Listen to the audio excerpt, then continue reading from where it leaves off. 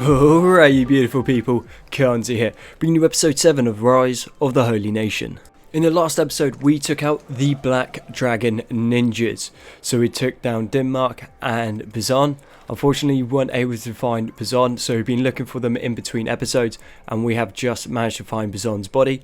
With these two bounties, we can head to Stack, and we should be able to trade it in for about 75,000 cats, and a bunch of relation with the Holy Nation. We'll go through both of the bounties, see if there's anything worth taking. If it is worth taking, we'll change it across to our inventory. If not, we'll leave it in theirs, and then we're going to start heading down to Stack. The issue is Luna and Zoo are pretty beaten up, but I can't take them with us right now, because I've only got two characters that are able to move, and those two are carrying bounties. So Luna and Zoo will be left here for a while. Hopefully the Orion Krakatoa doesn't eat them. If it does, we'll drop one of the bounties and run back. Meanwhile, back at the base, we are going to load Cross-Eye up with a bunch of iron ore that we'll be mining from just outside the town. We're going to send them across to the bar to sell it off. This is one of our main sources of income at the moment. Obviously iron ore doesn't sell for that much, but when you got 200 pieces of it, it can sell for a decent amount. This mainly covers the cost of medicine, iron plates and building materials, all of which that we are burning through at quite a rapid rate at the moment. The fabric we are using to train up our armor smith, the iron plates we need for the weaponsmith. We've sold off the iron ore and we have made about 15,000 off that one trip. So it's not a bad source of income. It's also going to train up the strength on whoever's carrying it and also help train up the labourers. We have found another recruit here who we're going to take. This is going to be another sub-named character. The name for this character is going to be a Tuscan. If you do want to name a character in this playthrough, all you need to do is just message down in the comment section below, and we will bring them into the playthrough at the first chance we get. The shop is now open, so we're sending Cross-Eye across. We're after iron plates, hemp, books, building materials and fabrics. These are all going to be things that we need. We're going to start stocking up on building materials because I intend on starting the base in this episode. We're going to need the research books so we can start looking into getting some stone mining going, and the iron plates for the weapons and also for some of the buildings and the fabrication that we're going to need.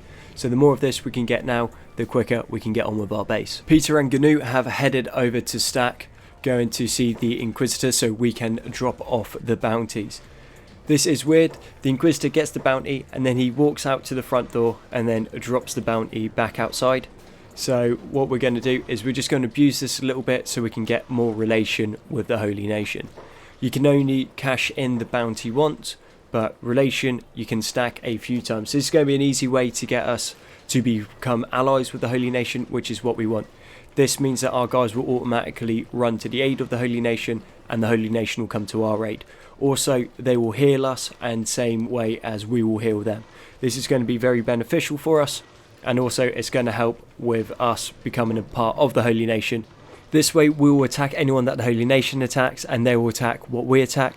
So this means we are going to get into trouble with the Czech and the United Cities if they show up. So this is going to be a way just to fast track our friendship with the Holy Nation and becoming a part of the Holy Nation itself. With this last bounty handed in, we should now be allies with the Holy Nation, which we are. And as you can see straight away, Peter and Gnu have started running out of the town to fight who the guards are fighting.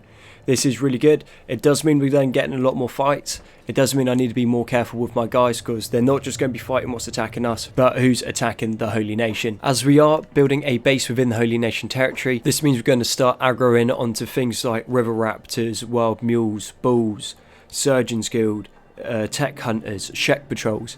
Anything that the Holy Nation would attack, we will be drawn into those fights if they're around our base.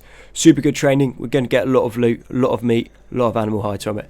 But because we're going to get this extra loot, we are also going to need to start buying up some backpacks. So we're at the backpacker shop now. They don't really have anything that we want. So I was after a medium standard backpack, but it looks like we're going to have to go for a scavenger's basket or a small backpack. Because whilst we're down in Stack, they have two general goods stores, so we're going to be able to get a bunch of building materials and iron plates.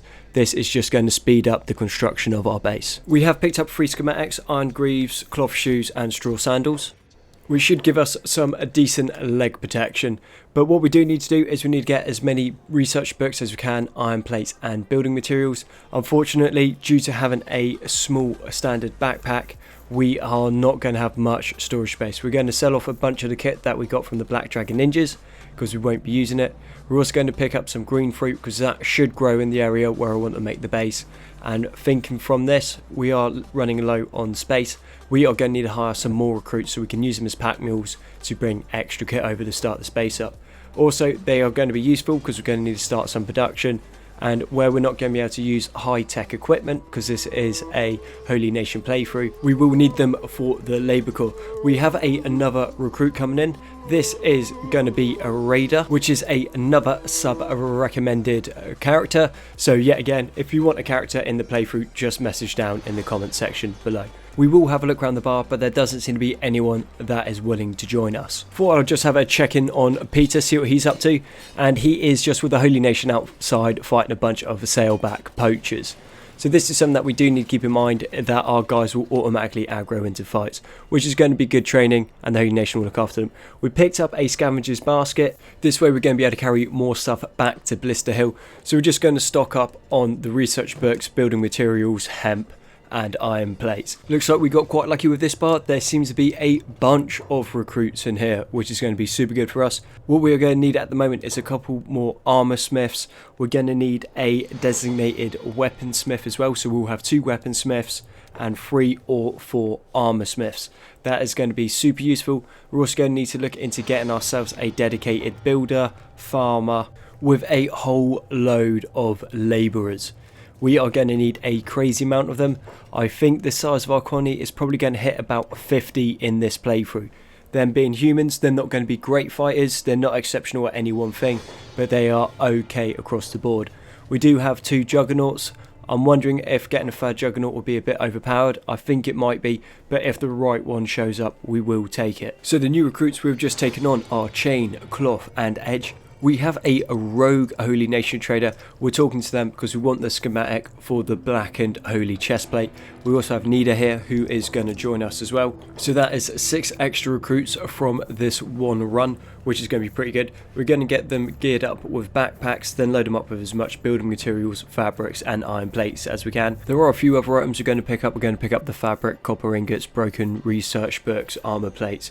These are all going to be useful. Soon as we've brought everything, we need to start heading up to Blister Hill. It is looking like we should have checked in earlier on our guys up at Blister Hill, because they have been going out and fighting the local wildlife with the Holy Nation.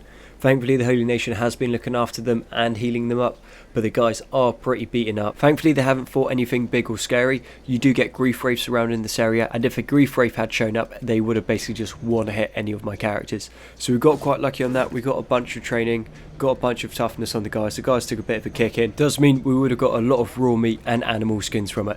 These are always going to be super useful for us, for making leather armor and also for eating. There being grief wraiths in this area, we do need to be careful though, because we cannot afford to lose a bunch of guys to grief wraiths this early on. Going to need to trade a bunch more iron ore. We're going to get the standard, the hemp, the iron plate, building materials, fabrics. With those last research books, we can now get primitive stone mining. From that, there's a bunch of other research we can get. So once the guys come back to Blister Hill, we'll all regroup and start heading down so we can start the base. Luna has just regained consciousness. We're going to see if she can pick up Zoo, but she can't because she has a messed up arm. We are now going to start sending her back towards the base. If you try to do a straight run from the Black Dragon Ninja Tower to Blister Hill, you can't make it. So you have to do it in steps just because of the pathfinding. But we now have Luna up and heading back to the base. Whilst we have a bit of downtime, we are going to start sorting the weapons. So we're going to go and get Raider, bring Raider back. We're going to give him a katana. And somehow Raider's dead. Okay, I don't know where he is. Either he got shot on the head by a harpoon turret, it looks like, or he got chomped on by a grief wraith. And I am not sure where he was. I'm pretty sure he was meant to be in the town. So I'm not sure what killed him, but we'll have a look and I'll let you guys know. I have had a look around, but I cannot find his body anywhere. It's not showing up on the map, nor can I see it in the town or by the town walls. So I take it he went off to loot something or fight someone and then got taken down, which is not the end of the world. He did have a bunch of supplies on him, which is just going to slow the building of the base a little bit. But in the meantime, our guys are a little bit beaten up, so what we're going to do is we'll chuck in a couple beds so our guys can rest up, and I can also put people to rescue, so if anyone gets knocked down or is crawling around, they'll get put into bed, so we don't need to worry about them getting eaten by river raptors. I take it must have been a grief wraith, seeing as he has now just been eaten. It says he's eaten alive, but he's definitely dead because we saw him disappear off the minibar. We have everyone resting up now, and we've been going around and getting even more supplies. What we're going to do is we're going to give Peter a big backpack and then start loading the supplies onto him that he will need for the base. We're going to take all the building material, all of the iron plates, and then we are going to run him down to the base location. The base location is just south of Blister Hill. It is in a really good situation. It's up on a plateau, so it's easily defensible, and then on the ground there is a fertile area that we can build in. We have Zoo up, so we're going to send Zoo towards the base location so she can give Peter the Hermit a hand with the base. A very uneventful journey for Peter the Hermit. Gonna fight with a few river raptors just so we could get some food, but this is where we are going to be building it. It's by the border to Skinner's Rome. It is also by a holy mine as well. Not that that's super useful to us, but it does mean that Holy Nation patrols will spawn from that location, and also trade caravans will be coming through. So ideally we should have some extra protection and also be able to trade with the trade caravans. You can't always trade with them, but sometimes you can, so that would be quite useful. We're also going to take all the other guys and start moving them down. We need everyone to regroup back at Blister Hill. I forgot I need to load them up with supplies before they head down. But in the meantime, we can use Peter to set up a stone mine. With the stone mine, we can get raw stone, which you can turn into building materials, and we can also use to set up primitive forges. We do have an iron node up here and a copper node. We are limited on space, but there is a okay amount of resources. It's not a massive amount, but it will be enough for now, and we can expand out from this plateau. The stone mine is now down, and we are putting in the primitive forges. So the primitive forges get made by raw stone. We've also put the primitive forges next to the iron node. So once the guys start showing up, we should have a decent amount of iron plates coming out.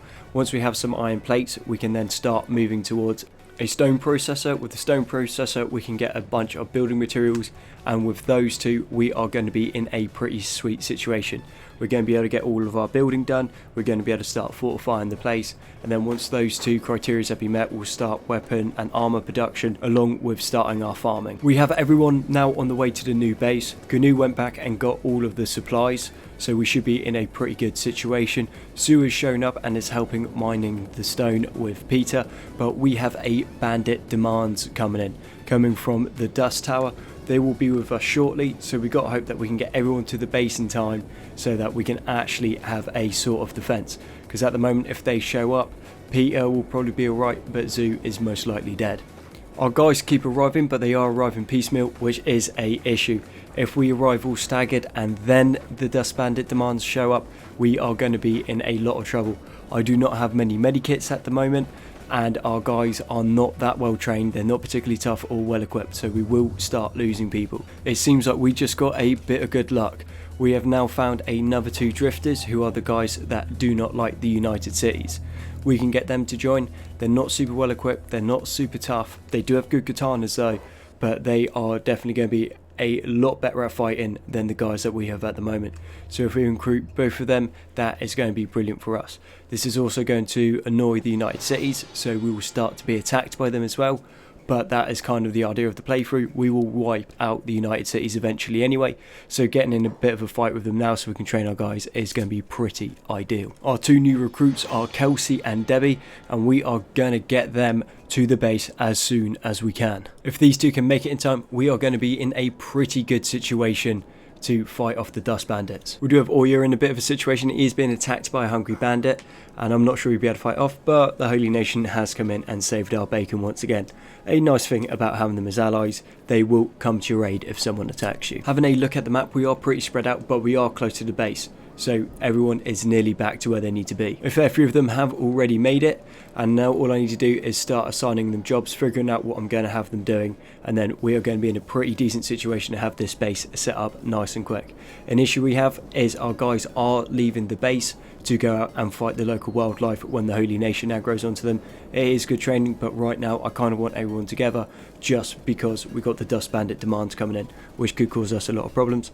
We are going to set Cross-Eye to becoming our main builder, and hopefully that'll get the iron plates up which will help us getting the space going. Once we can start to reliably produce the iron plates, our base will be up and running in about 3 or 4 in-game days. The plan for this base is to turn it into a impenetrable citadel as a bastion for the Holy Nation, and I reckon that is going to be pretty cool, like this mountaintop fortress. But the Dust Bandit demands is here. We do have a while before they'll aggro onto us, so as long as we don't talk to them or engage with them, they will leave us alone. Hopefully this will give us enough time to get Peter back to the base along with GNU. As you can see, Peter is a little bit distracted right now fighting some of the Traders Guild, which isn't an issue, but we kind of want him at the base because he's going to be our main fighter. Without Peter and without GNU, this is going to be a super one-sided fight. We will lose so many colonists. I'm expecting losses from this fight anyway, but without those two, we might as well double or triple it. I do have some guys that are injured, I do have some guys that are down, which will also need to be rescued, so I'm going to need to lose colonists to rescuing them. So with that, ladies and gentlemen, I will need to bring this episode to an end.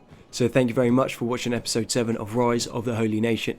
I have been Konzi. All your likes, comments, subs, support have been amazing. You guys are awesome, and I'll catch you on the next one.